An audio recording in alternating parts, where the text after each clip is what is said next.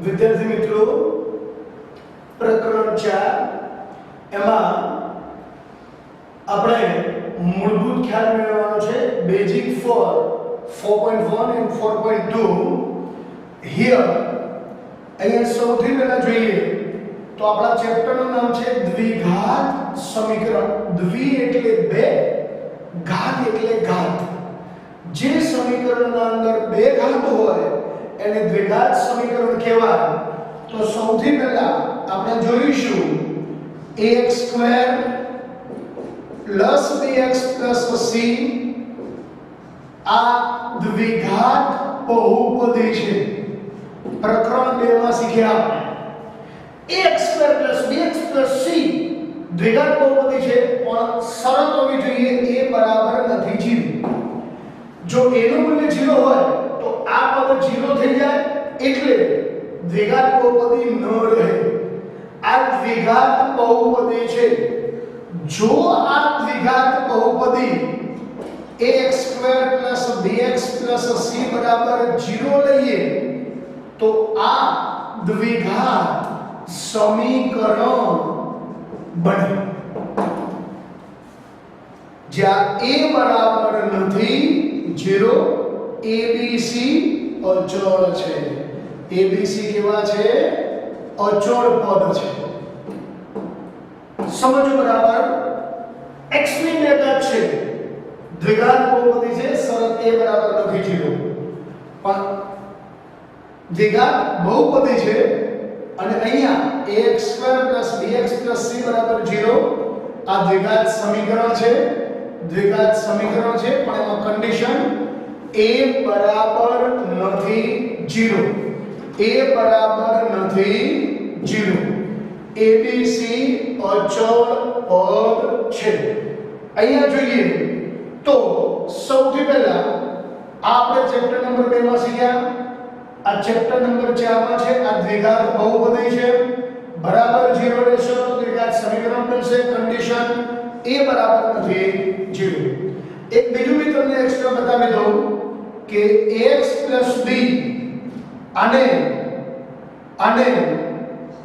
સુરેખ બહુપદી કહેવાય શું કહેવાય સુરેખ બહુપદી છે a બરાબર નથી 0 અને યાદ રાખજો બચ્ચાઓ સુરેખ બહુપદીમાં ઘાત સુરેખ બહુપદીમાં ઘાત હંમેશા ચલની ઘાત ચલ તરીકે તમે x લો તો x ની ઘાત 1 હશે ચલ તરીકે y લો ay + b લો તો y ની ઘાત કેટલી હશે હંમેશા 1 હોય બરાબર સમજો દ્વિઘાત બહુપદી દ્વિઘાત સમીકરણ આ સુરેખ બહુપદીમાં ચલની ઘાત હંમેશા 1 હોય સેકન્ડ ચેપ્ટરમાં પણ મેં તમને બેઝિક વિડિયોમાં બતાવેલું છે સુરેખ બહુપદીમાં ઘાત હંમેશા ચલની ઘાત હંમેશા 1 હોય જો તમે ચલ x લો તો ઘાત 1 હશે ચલ y લો તો ઘાત 1 હશે હવે આ ax + b બરાબર 0 લેશો તો આ સુરેખ સમીકરણ બની જશે मतलब सु એટલે સીધું અને રેખ એટલે રેખા આનો આલેખ હંમેશા એક રેખા બને આ બંને જે મેં લખ્યા એ બહુપદી આ દ્વિઘાત બહુપદીનું પ્રમાણિત સ્વરૂપ છે આ દ્વિઘાત સમીકરણનું પ્રમાણિત અથવા વ્યાપક સ્વરૂપ છે બરાબર આ સુરેખ સમીકરણનું વ્યાપક સ્વરૂપ છે આમાં બી a બરાબર નથી 0 ચારે ચારને એકવાર ફરીથી લાઈનમાં સમજાવેલું છે લખો ax² + bx + c દ્વિઘાત બહુપદી છે કારણ કે એની ઘાત 2 છે a બરાબર નથી 0 ax² + bx + c દ્વિઘાત બહુપદી છે a બરાબર 0 a બરાબર નથી 0 આ દ્વિઘાત બહુપદી છે ax² + bx + c બરાબર 0 લો તો એ દ્વિઘાત સમીકરણ છે a બરાબર નથી 0 abc અચળ પદ છે અને આપણે આ બંનેમાં x ને ચલ પદ તરીકે લીધેલું છે x ચલ પદ છે આ દ્વિઘાત સમીકરણનું પ્રમાણિત સ્વરૂપ ફરીથી ax² + bx + c બરાબર 0 આ દ્વિઘાત સમીકરણ છે a બરાબર નથી 0, a બરાબર નથી 0, abc અચળ પદ અને x ચલ પદ છે. આ દ્વિઘાત સમીકરણનું પ્રમાણિત સ્વરૂપ છે. તો આ રીતે બચ્ચાઓ આપણે આને યાદ રાખીશું અને આ સુરેખ સમીકરણ છે જે આપણે 9મા ધોરણમાં પણ આનો અભ્યાસ કરી ચૂક્યા છે, 8મા અને 9મામાં. હવે 4.2 માટે આપણે બેઝિક સૂત્રોને યાદ રાખવાના છે. બેઝિક વસ્તુને ધ્યાનમાં રાખીશું કે માનો કે ax² bx c બરાબર 0. આ સ્વાધ્યાય 4.2 માટે અને સ્વાધ્યાય 4.3 બધામાં આનો ઉપયોગ થાય છે. બરાબર. અહીંયા ax² bx c બરાબર 0 માટે હવે હું તમને જે બતાવવા જઈ રહ્યો છું ધ્યાનમાં રાખજો. વિવેચક એનું સૂત્ર છે. એક્ચ્યુઅલીમાં જૂના સિલેબસમાં વિવેચકને d અથવા ડેલ્ટા કહેતા હતા. અત્યારે નથી આપ્યું એટલે આપણે d લખતા નથી અને તમે લખશો તો ખોટું નહીં આવે. વિવેચક d વિવેચક બરાબર સૂત્ર છે b² - 4ac. અને આ સૂત્ર શોધનાર ગણિતશાસ્ત્રીનું નામ છે શ્રીધર આચાર્ય. કોણ? આપણા ભારતના શ્રીધર આચાર્યએ આ સૂત્ર શોધેલું છે. હવે ધ્યાન રાખો બચ્ચાઓ, આ b² - 4ac ના ત્રણ જવાબ આવે. જો b² - 4ac greater equal 0 હોય, greater equal 0 હોય તો બે બીજ મળે. દ્વિઘાત સમીકરણને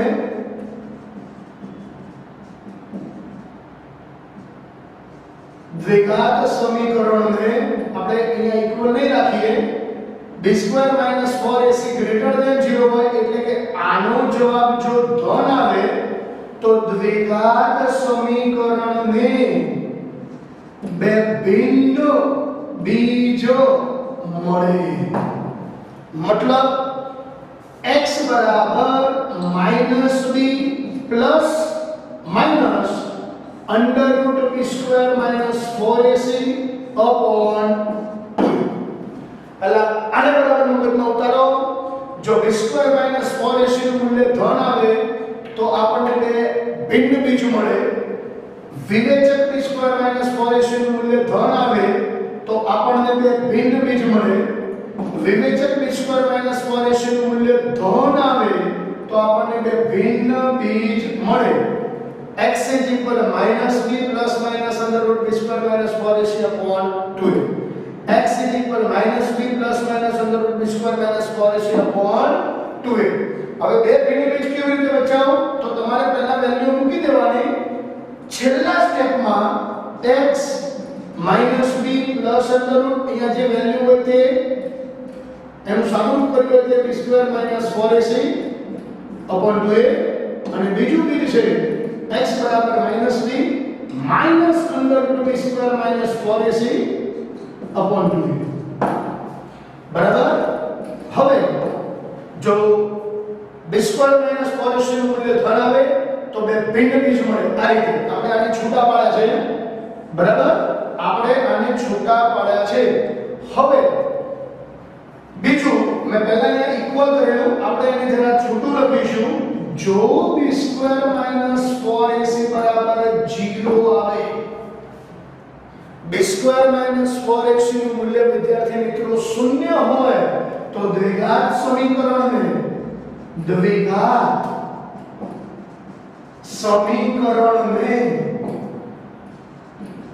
બે સમાન ઉકેલ મળે.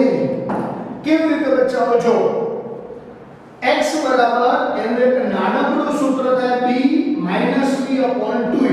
કેમ આવ્યું? તો જો આ વેલ્યુ આપણે 0 લઈએ તો આ 0 થઈ જાય, અહીંયા બી આ 0 થઈ જાય તો બચે કેટલું? -b/2a -b/2. એટલે આપણને સમાન બીજ મળશે -b/2a -b/2. આને બરાબર સમજી લો. જો b² - 4ac બરાબર 0 હોય તો દ્વિઘાત સમીકરણને બે સમાન ઉકેલ મળે. b² - 4ac બરાબર 0 હોય તો દ્વિઘાત સમીકરણને બે સમાન ઉકેલ મળે. b² - 4ac બરાબર 0 હોય તો દ્વિઘાત સમીકરણને સમાન ઉકેલ મળે. સમાનનું બીજું નામ છે એક અવૃત. એક આ યાદ આપણે રાખવાનું છે. બીજી ખાસ વાત પર જાઓ. ત્રીજો મુદ્દો, જો b² - 4ac લેસ ધેન 0 એટલે કે આ ઋણ હોય, b² - 4ac લેસ ધેન 0 હોય, ઋણ હોય, તો દ્વિઘાત સમીકરણને બીજ ન મળે. દ્વિઘાત સમીકરણને બીજ ન મળે. આ ત્રણ વસ્તુ આપણે બરાબર યાદ રાખવાની છે. હવે આપણને સિલેબસમાં તો નથી આપી, પણ હું બીજા 3-4 વાક્યો તમારી સમક્ષ અહીંયા એક્સ્ટ્રા તરીકે લખું છું અને જરા યાદ રાખજો. It's very important for you. પહેલું, જો દ્વિઘાત સમીકરણને